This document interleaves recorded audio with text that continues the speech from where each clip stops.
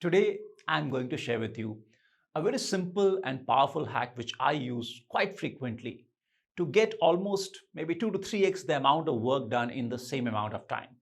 And that idea is very simple. It is using the power of deadlines. So today I'm going to talk about why deadlines work. What is the science behind it? In fact, there is some very good science. Second, practically how can we leverage it? And third, are there any downsides? Is there a cost to it? Let's talk about these things. All right. First, let's start with the science behind deadlines. In fact, let me ask you to think about an example. In your own life, you must have had any number of instances, I'm guessing, where there is some deadline and maybe days or weeks before the deadline, you are just thinking about it, you do some work, but you waste your time and you check your phone, do lots of different things. And then the night before, like, or maybe the day before the deadline, you get serious and sit down. And in that one day, you get maybe 5 times more done than you would in the same day, maybe like 10 days or 20 days or a couple of weeks earlier. So, what changed?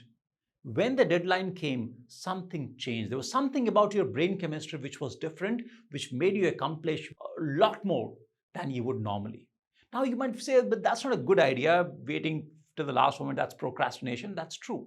But what I'm saying here is that the last day that the work that you did, that thing can be replicated. We can make that happen any day. We don't have to wait necessarily till actual external deadline. I'll talk more about that as well. All right.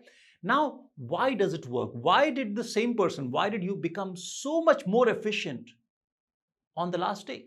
So what happened in terms of our neuroscience is that before before the deadline, when the deadline was still quite far away, in your mind this task was there, but so were many other tasks. So maybe you have A, B, C, D, E, five different things you need to get done, and they're all probably of the same or similar priority. So you think about A, but then you also think about B. So your mind sort of goes from this task to that task. You work on something, but there is no real focus. There is no real sort of, your mind is not fully activated. Okay. And there's too much of distraction. So when you're jumping from A to B to C and you're trying to do all of them, nothing gets done. But when deadline comes, what happens? Now you have A, B, C, D, E, but now, okay, tomorrow the deadline. So you say, you know what? B, C, D, E, I can do them later. They are not important. Now, earlier, A, B, C, D, these are all tasks at the same level of priority. Now one task becomes high priority, everything else becomes low priority. This clarity is the starting point for this massive increase in productivity. So remember this. The first requirement is that one thing and only one thing has to be life and death for you. Everything else has to be non-priority. When that happens, when one thing becomes that priority, it becomes your single goal. Now your mind and even your eyes are able to focus on just one thing. And when you become focused and when you want to achieve that goal, what happens in our brain? Remember, there is a chemical called dopamine, which is our motivation chemical. So now you're so motivated that your brain is releasing dopamine and another chemical called norepinephrine. Now, norepinephrine is something which makes you more activated, but it can also feel a little bit like agitation. But essentially, it just pumps you up. All right. So now you are activated, you are energized, and then you can go for it.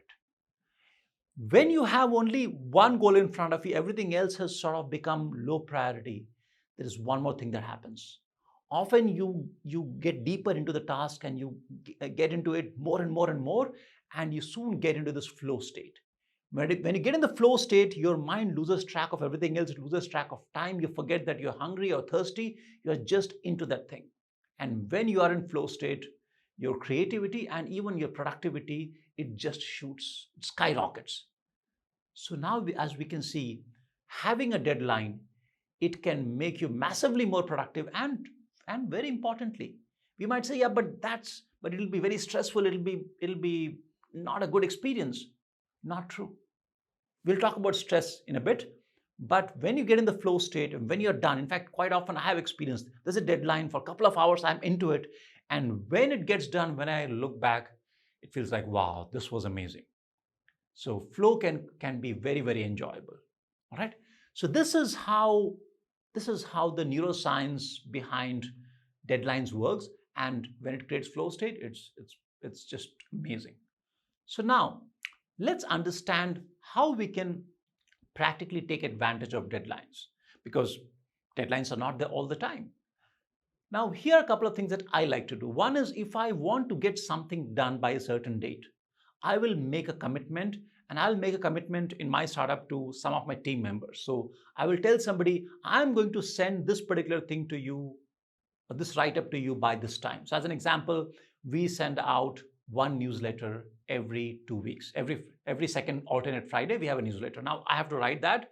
And if I just sit on it, I assure you, if I just say, okay, let me write the newsletter and I have next couple of days, I guarantee I will spend easily a couple of days just writing, versus when I say, okay, tomorrow afternoon, 2 o'clock, the newsletter will come to you. I just keep a couple of hours maybe for myself.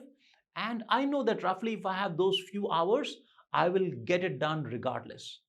So instead of something taking 2 or 3 days, I can finish it in 3 to 4 hours, and it saves me so much time. I get so much more done. So here's the trick. Commit yourself to a timeline or a deadline, and commit to a third person, not to yourself, and commit in such a manner that you won't feel like backtracking. You'll feel terrible if you did not deliver. That is the key. If you just tell yourself in your mind, okay, let me do it by tomorrow, it doesn't have the same compelling power as an external deadline has. Another way to handle this is, and this is slightly dangerous, so you have to do this very carefully, all right? Now, if I have a newsletter deadline coming up, and let's say I have to finish it by Friday, Monday, Tuesday, I don't work on it. I tell myself, you know what? Let me start working on it maybe Thursday afternoon, maybe 3 o'clock. So I have Thursday afternoon to evening, and then Friday morning it has to go out. So I have kept myself only a small amount of time, but I do this deliberately. Now, what's the danger? There are two dangers here. One is, it can become an excuse for procrastination. Maybe you feel like Monday, you know what? There's a deadline thing, so maybe I should write it now, but I can write it later. So it's not a deliberate choice. You're not choosing to do it on Thursday afternoon, but you're doing it, but you're not doing it with your full heart into it. All right. So this has to be a deliberate decision. The second danger to be careful is, if you choose a deadline such that it is not achievable. Okay. Now let's say if it takes me, let's say, 3 hours to write a newsletter. If I keep only half an hour, then what will happen? Will I get it done in half an hour somehow magically? No. It has to be, the deadline has to be hard, but it has to be achievable. If it becomes totally non-achievable, then my panic will be so strong that I will not be able to focus at all. In fact, it will become totally counterproductive. All right. Now you might say, okay, this sounds good, fine, I can take advantage, but then what's the cost? Will it create stress? Will it make maybe I can get 2x the amount of work done every day, but will it make my life more miserable? And the answer is not really, but you have to be careful. Now, will it create stress? To some extent, yes. Remember, stress is per se not a bad thing. Stress is a bad thing when it becomes a chronic, a prolonged stress, or when the stress is very, very high. Mild stress, just a little bit, it actually helps you perform better. Remember, what is stress? Stress is simply our body's sympathetic nervous system getting activated. It makes us more alert. In fact, it can make you even more focused.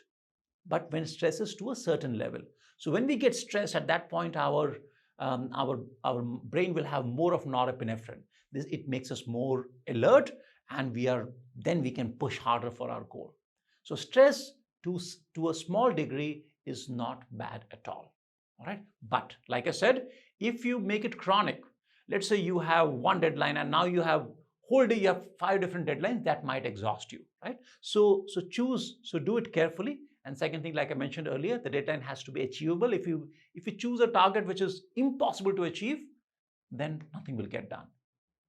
Lastly, do we actually use it? Oh, very much so. I'll give you a real live example.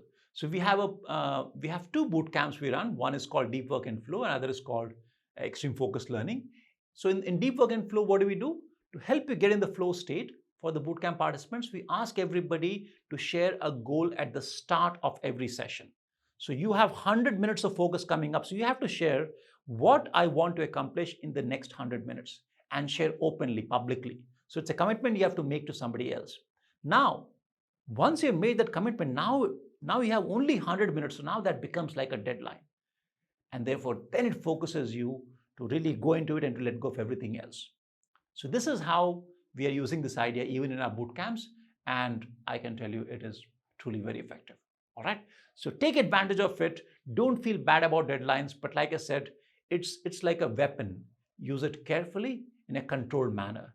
If used inappropriately, it can create unnecessary stress and anxiety. Go ahead and do that, and I can assure you, you'll be able to get so much more done, and you will love this process rather than just spending days and days doing unfocused work, which is not productive and it's not fun at all. Thank you for watching. I hope you enjoyed it. I'll see you soon in the next video. Thank you very much. Bye bye.